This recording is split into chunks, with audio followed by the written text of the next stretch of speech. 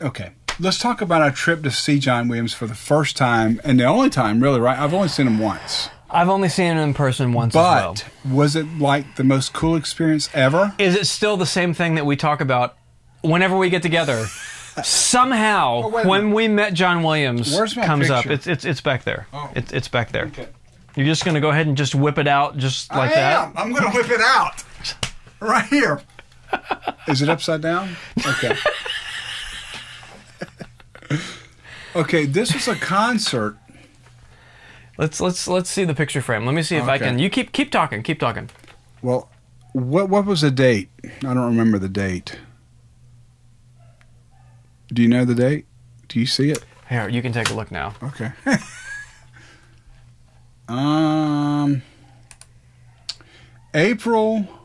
March 29th. We were there the first night. March 29th, 2001. Oh my gosh. And it's 2018. 17 so that's like years 75 ago? years ago. Seriously? So, me being a band director at the time, I'm now retired, thank God, so I can do what I love most and perform. I perform now. So, I don't know if I saw it, that he was going to be on the East Coast. No, I saw it. You saw it. I know that. I was on jwfan.net. Loser. Okay. Admittedly. I mean, I saw that Williams was conducting his own music, which only happens like once a year at the most. And it was in Pittsburgh. Coast. Yeah. Oh, yeah. Pittsburgh. And I saw the program. And I think before I bought tickets or anything like that, I probably called you because this was freaking 17 years ago. You were just shooting a breeze. You didn't probably think I would look into it, right? I was like, dude, do you want to go see John Williams? We'd have to fly to Pitt. I mean, it would be a serious commitment. Hundreds of dollars with a hotel and a flight, but we would see him conduct a lot of his own stuff. His music, yeah. Yeah. So I said, sure. And then while we were, before I said yes, I said, I wonder if I could use my band director card and just kind of like call the manager of the orchestra and see if we could like see a rehearsal, the dress rehearsal or the rehearsal before the first night. And yes, the guy, I think he emailed me, or did he phone? No, he emailed me. This is early email. Early email. Before text. Electronic mail. Yes, electronic mail. He goes, love to have you. And I told him that my band was doing a tribute to John Williams that year. You were playing Raiders and a couple other things, right? Yeah, Star Wars, and I forgot what else. Anyway, so I said, is it possible for me and a friend, a former student, I know you said that. Yeah, to come and see the concert? I said, well, see the rehearsal. I said, we won't bother anybody. You can run a background check if you'd like. We're not criminals. And this went like a couple of weeks, it seems like. He goes, love to have you. I went, oh my God. I remember notifying you, and you were like, oh my God, let's do it. So anyway, you had already gotten the tickets, I think. We were going anyway, but to get into the actual rehearsal. Yep. Well, first of all, okay, that was cool. What happened at the Raleigh-Durham airport? Wasn't it a lightning strike? Like they had a bolt of lightning or something at the airport. They're like, yeah. We're sorry, ladies and gentlemen. There was a report of a bolt of lightning. We're going to, by FAA regulations, sit on the tarmac for 45 minutes until we can depart. Now, usually, Jason and I are very talkative, but we were like, we were steaming. We were so mad. In my head, it's like, that's 45 minutes. I can't see John Williams. So, okay, long story short, we take off. We get into our 3-cylinder Suzuki at Pittsburgh. It was like... Yeah, we get to the... we had to have some sort of secret knock at the back door. I think the musician's entrance, which felt completely natural. It was like 5'4", I think. Anyway, yeah. Like, oh, that must be Jason and Alan. Was that in 5? Of course it was. What? 1, 2, 3, 4. 1, 2, 3, 4. Da. Come on. I told you. So here we go. we get to the back door, and what happens? What do you hear as soon as you open the door? Was it the beginning of the second Raiders? I think so. It sounded like a CD was playing, Yeah. but like bigger. Open. We both just did the same thing. It was open. Like more expansive than any CD could ever be. Now, and we realized after the fact, we caught the tail end of the first half of the rehearsal. Yeah. They were like 5 minutes away from finishing because we were late, thanks to the. I mean, I'm glad that we didn't crash and die. Yeah. So I'm not going to blame That's a good thing. FAA regulations or anything like that. But yeah, it was the second Indiana Jones, which he was conducting to picture.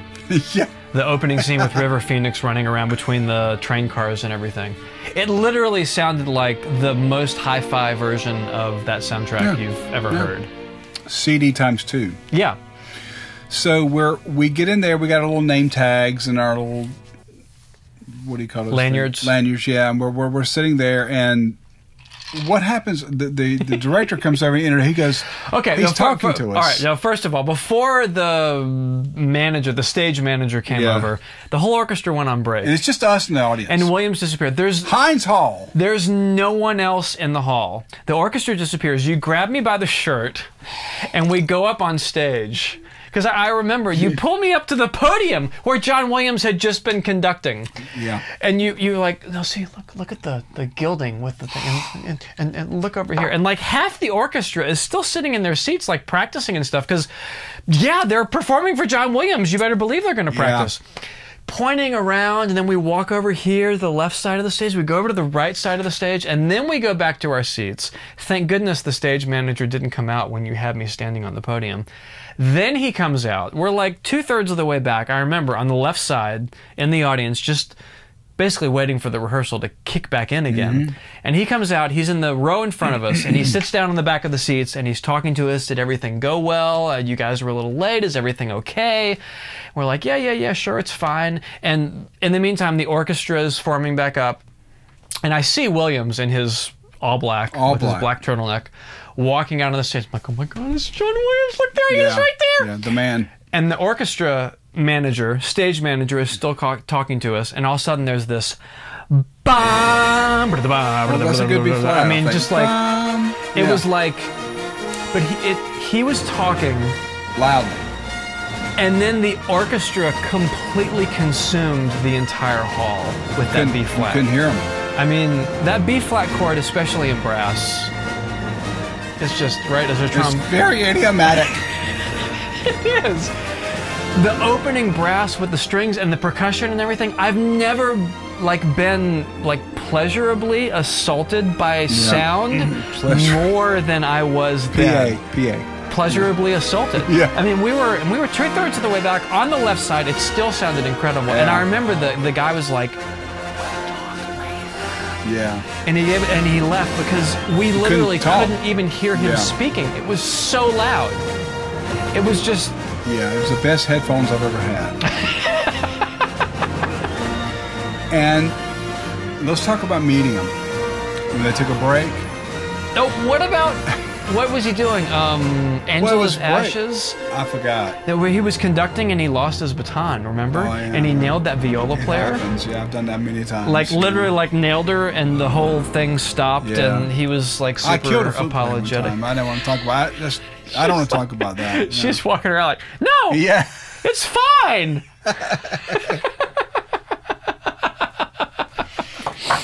I remember how concise and like well-spoken he was about anything, because we could hear his comments to the orchestra. And I know Angela's Ashes was I think the most recent film he had done at that time, and they cut it from the program, but they rehearsed it.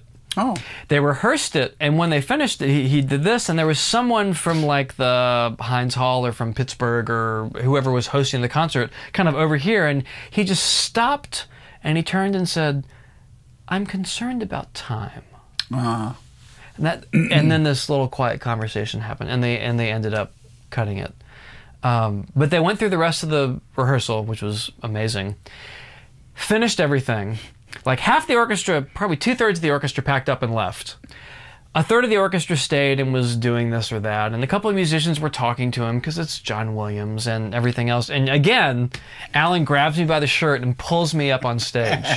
And I mean, we just I think you said something like, "This is it," or "Now's the time." Now's the time, because he was by himself at the podium. He was by himself at the podium. So I said, let's just pretend like we know what we're here for. So I was pointing at the lights and said, look at the display of those gels. Up on the stage. And before I knew, I said, hey, Mr. Atkinson. Mr. Williams. Hey, Mr. Atkinson, I'm John Williams. Yeah, exactly. That's probably what I said. Probably. But oh, my gosh. We met this guy, and could you ask for a friendlier guy? All the encounters that I've read about online with John Williams from fans were at a backstage door when he's coming out to the limo before he leaves, or after a concert in a green room where he's being swamped by people. Right. And this was a rare occasion. We were literally the only people in the audience. The orchestra had just spent, they can't geek out too much because they have to be cool. And they had all left. And it was him and you and me standing on the stage. Yeah. And he was so, I don't remember what you said, but I just remember him looking like whatever you were saying was the most interesting thing in the world. Well, I said, hi, Mr. Williams. My name is Alan Atkinson. I'm a band director from North Carolina. And it's very nice to meet you. My band's doing a tribute to you. And then I said, you've been a great inspiration.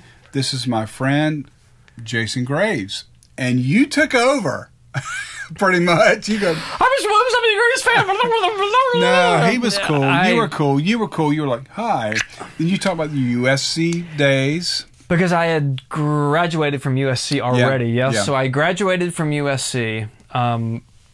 That's not South Carolina. That's Southern California. University of Southern California, yes.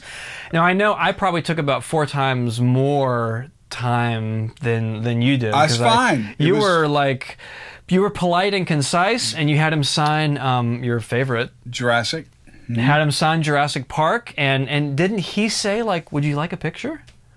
I think he was the one that prompted. Probably. It was like... Do you have your picture anywhere? I do. Oh, sure. It was like if you wrote a script for your most famous person you'd ever want to meet. Yeah. He was reading from that script. This guy, he's the Mozart of the day. I mean, he's... The music that he was writing... What was he working on? Harry Potter. Harry Potter. You asked him that. You said, what are you working on? He said, Harry Potter. Actually, I told him. Okay, so what... I took your picture. Did it even come out in focus? Yeah. Was it... It's right there. Let's see that. Let's see that again one more time. That looks pretty good. Look how young you were. You're like super... It was almost 20 years ago. Here's yours. You want to put yours What do you want? I'm like... I've got my ET CD somewhere, but this is definitely... Wait, you had a ponytail. I had long hair. 20 years ago, that's practically half my age. Oh my gosh. I was like 23. Look at the ET thing. Dude.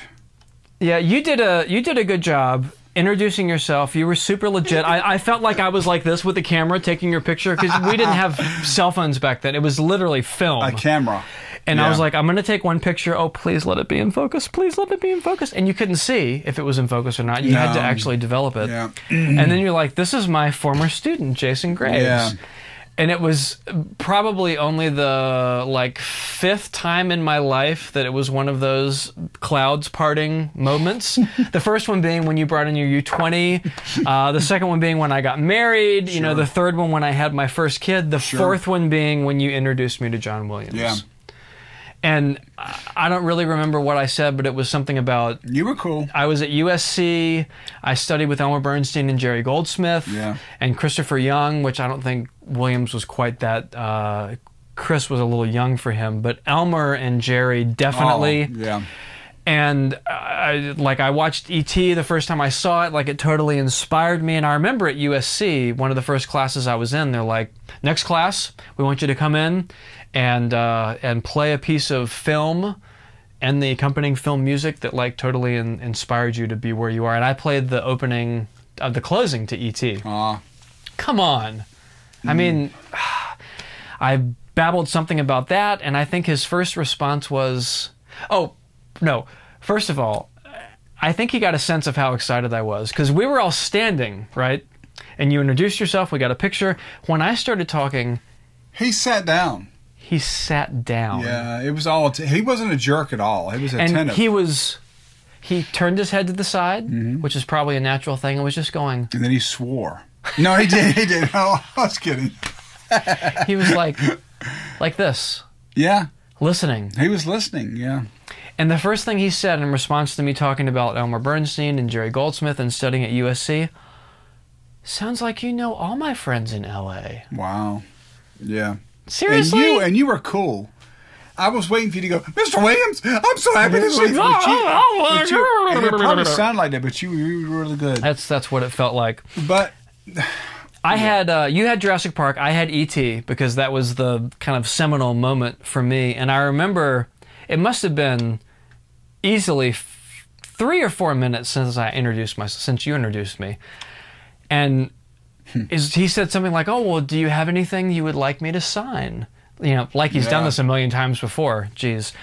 Oh yes, Mr. Williams, I have my soundtrack to E.T. We pulled it out, yeah. And I remember him opening it and saying, "Well, now I'm not exactly sure where should I sign it, because I don't want to. Now we don't want to cover up E.T. No. I mean, he's the star of the movie. Yeah, and everything was just so relaxed. Remember, he had an interview with Time Magazine. Yeah, they were waiting for him to come backstage, and we were holding him up, and he didn't care. No, honestly, I feel. And now, if here's an overstatement of the year, if I were John Williams, I would be more interested in hanging out with a band director and his former student talking about their lives and things than going to a generic interview. Apparently he was. And I feel like, I would like to think that maybe he was as well. He was so concerned about where to sign the CD. It was... And I remember he said, now, is it spelled Jason? It was a solid 10 minutes. Yeah. But why do we like John Williams so much? Oh, what? I mean, why? I mean, there's so many reasons. I mean... When we were leaving, you mentioned Harry Potter. We were walking off the stage. It was literally like one of those, I feel like we could have stayed for 30 minutes and kept him. Oh, God, because he was just completely... We should have invited him to Burger King. Jeez, we should have. He would love a good, what's a Burger King? A Whopper? Whopper? Yeah. We were walking off the stage. It was literally like, okay, we've taken enough of your time, Mr. Williams. Thank you so much. It's an honor to meet you. We were cool, yeah. We've got tickets to the concert like tomorrow night. We can't wait to see it. And we started to leave, and something like took me over, and I turned around really quickly. And you punched him. And punched him in the face. No. You and your jazz harmonies. I turned around and I babbled incoherently to a certain extent. Mr. Williams, I heard you're working on a Harry Potter. I can't wait to hear what it's going to sound like. But in my mind, I kind of picture like it's going to be like a cross between like Witches of Eastwick and Home Alone. You said that, but not quite that fast. Yeah, but in my mind, like Harry Potter, it did feel like it should be Witches of Eastwick versus Home Alone, like kids and playful and magical. Sure. And all he said, I will remember this till the day I die. He goes, "Well, Jason, I'll do my best." I was there to witness it. He was, I know. But you know, how big of an influence has it been on you? Well, and me. I do most of my stuff as pop, funky stuff. But you as an orchestral game developed music guy, how much is it? I mean, just in, can I mention Moss? Of course. I sent you a text today.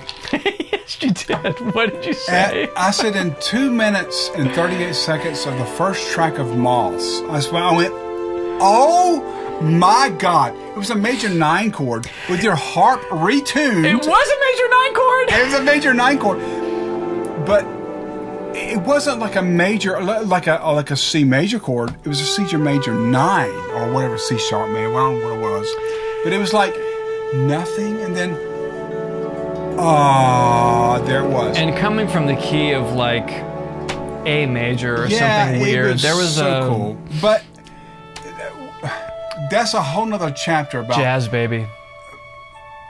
Advanced harmonies in music. I'm so sick and tired. I mean, I don't want to badmouth anybody, but today's harmonies are so watered down. Yeah. It's a lack of education. I'm a former educator. Music education from the 50s and 60s, oh my God. They were talking about flat nines, sharp nines, flat fives. The rules and harmony. Now it's like, okay, this is a major scale. Okay, we're going to talk about the 1-4-5 progression, and that's it. That's all they get. Back then, Neapolitans.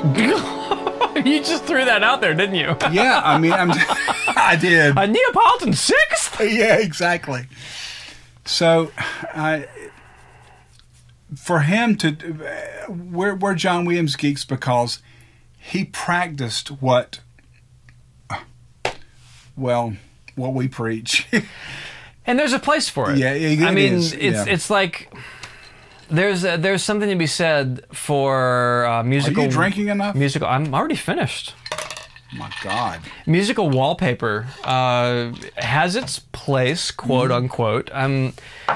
Star Wars seems to be the only place currently in 2018 that Williams can kind of flex that muscle. What's the last film he did before the last two Star Wars? I mean, that's him being him. Doing like crazy non-diatonic parallel major, like with crazy inversions or something's going. He'll have like contrapuntal things going. The bass is doing one thing, and the harmony and triads is doing something else going down. People are googling this stuff as you speak. Contrapuntal, excuse me. Parallel major. Exactly.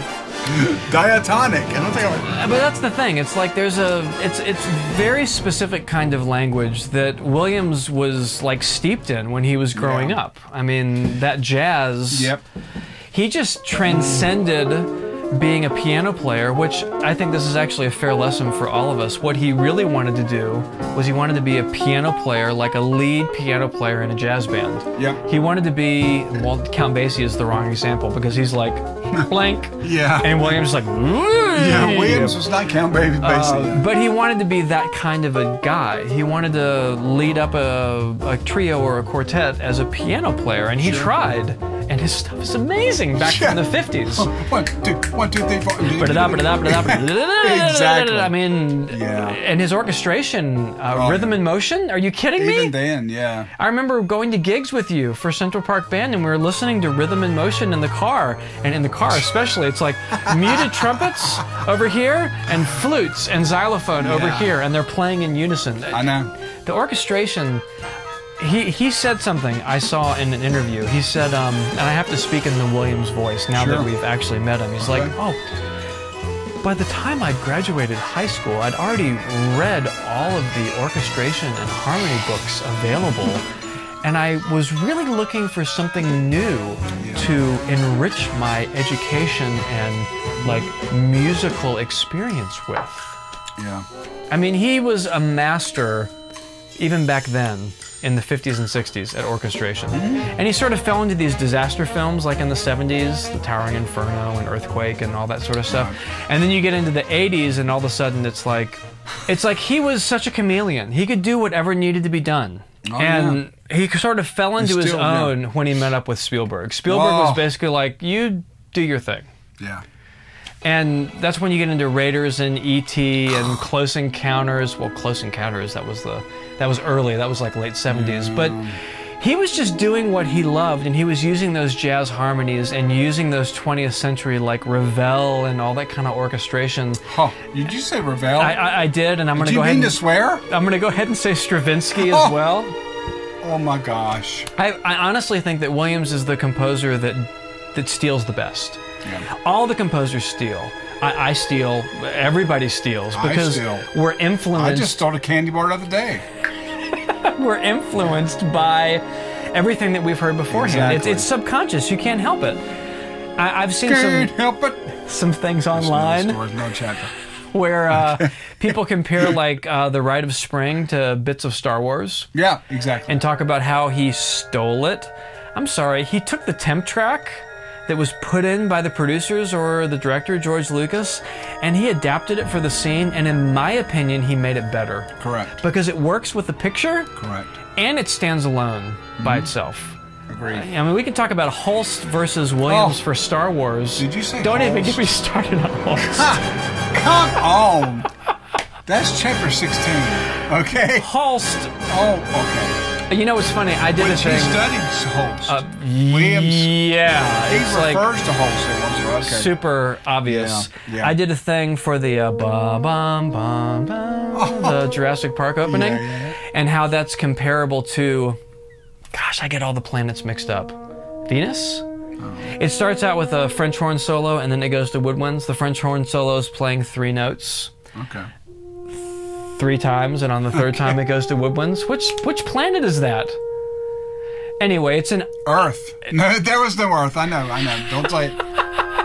It's an obvious orchestrational reference to what Holst did, but in a completely different way. I mean, the harmony's not the same, the melody's not the same, but the orchestration is. That's what I love about Williams. He takes like the best of all those classic, just super popular things and kind of makes them his own. Right?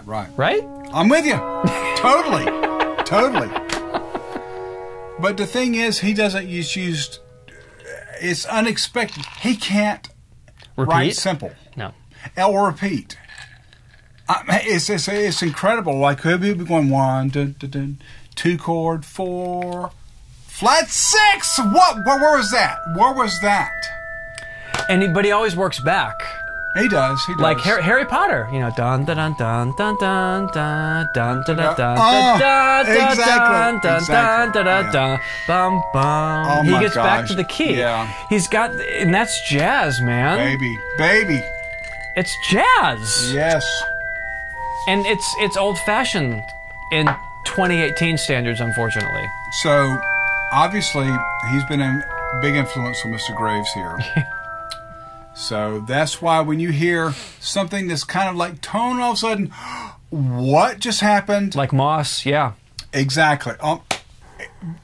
Exactly for my text today, I was like, I was listening to Moss today, and oh my God, by the way, I'm one of the voices on Moss. Yes, you are. let me hear a preview. No. It was like, oh, yeah, exactly. But with Altar Boy, right? Little Altar Boy, baby. You altered it big time. I think I had you sing either 2. No, I think you just sang like 2-part harmony, and then I basically just went. Yeah, he destroyed it with Little Altar Boy. Sound toys times 20. Yeah, yes, definitely. This has been a good one. I'll say cheers to that. Oh my gosh! My Cheers, Mr. Graves. It's an honor. Woo!